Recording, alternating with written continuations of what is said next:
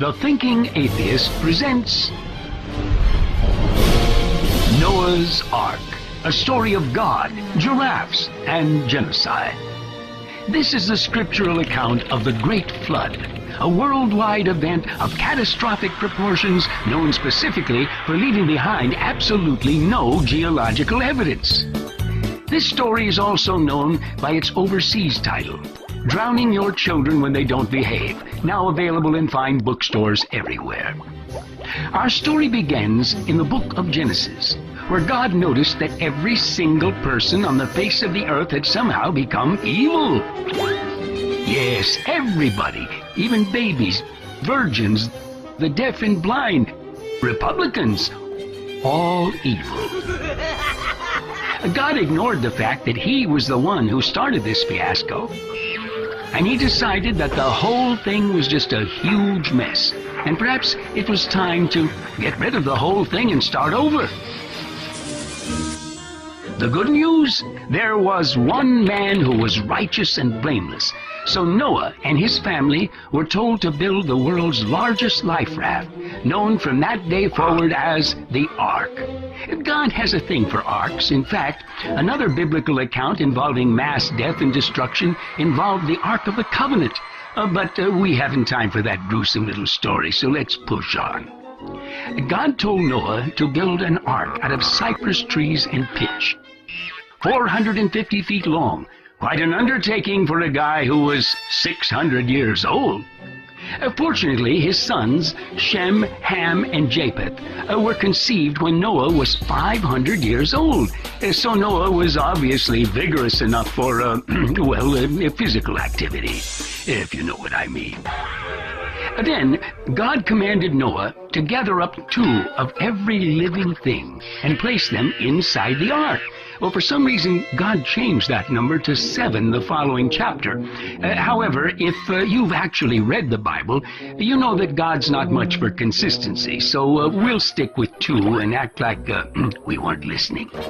So, Noah went about personally gathering up tens of thousands of animal species. Of course, it's unclear how a 600-year-old man in the Middle East, traveling on foot, was able to walk thousands of miles to secure and transport animals from other continents safely across oceans, rainforests, deserts, and Arctic permafrost to his floating zoo. Siberian wolves, penguins, baboons, crocodiles, anacondas, South American tree frogs, beavers, polar bears, reindeer, etc. And even if these non-desert dwelling creatures survived, how would they all fit inside the ark? Well, some experts estimate the number of animal species to have been in the millions. But even if you believe the biblical argument of a few thousand kinds of animals, wow, that's one bloated boat. Now, what about the specialized diets each animal species would require? Bamboo shoots for the giant pandas, fresh meat for the carnivores, plant life for the herbivores. Now, how did they keep the animals' muscles from withering away after months in a confined space with no exercise? What about the predator and prey animals being housed in the same space? Where was the food stored? And how was it kept from spoiling? Who cleaned out the tons of manure every day?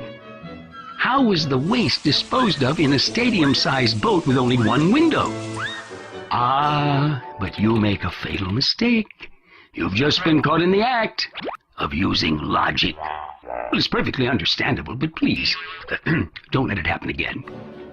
Then, God made it rain for 40 days and 40 nights, which means the floodwaters were fresh waters, which would have mixed with the salt waters, creating a mixture deadly to all marine life. So in that case, since there probably weren't any sharks, tuna, and pufferfish inside the ark, God apparently gave the fish the ability to hold their breath for half a year. Oh, there are some who speculate that the earth vomited up the floodwaters from miles below the earth's crust. Of course, the earth is boiling hot down there, so those floodwaters would have turned the earth into a large creme brulee. Surviving marine life? 0. Well, one thing's for sure. Everything and everyone on the earth was horribly and violently drowned, and mankind was destroyed, allowing God to hit Control, Alt, Delete, and do a fresh reboot.